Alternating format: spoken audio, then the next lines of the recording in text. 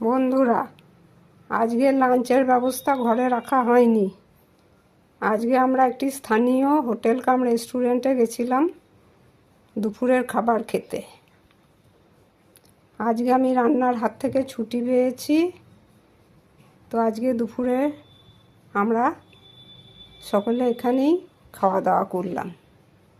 মেনুতে ছিল ভাত, ডাল, শুক্তো, তরকারি, চিকেন, রুই পোস্ত, চাটনি, পাঁপড় ভাজা।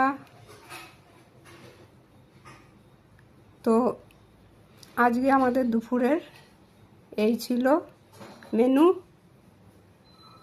লাঞ্চটি আমার ছেলে তাড়িয়ে উপভোগ করলো। রান্নাগুলি ভালোই হয়েছিল, রুই পোস্তটিও খেতে ভালো ছিল।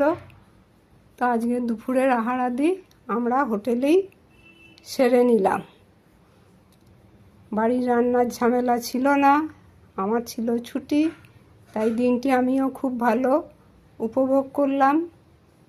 খাওয়া শেষে আমার ছেলে হাত ধুয়ে নিল, ওর বাবা গেছে বিল মেটাতে, আর সব শেষে আমার শাশুড়ির জন্য একটি প্যাকেট রেডি করে নিয়ে বাড়ি ফিরলাম।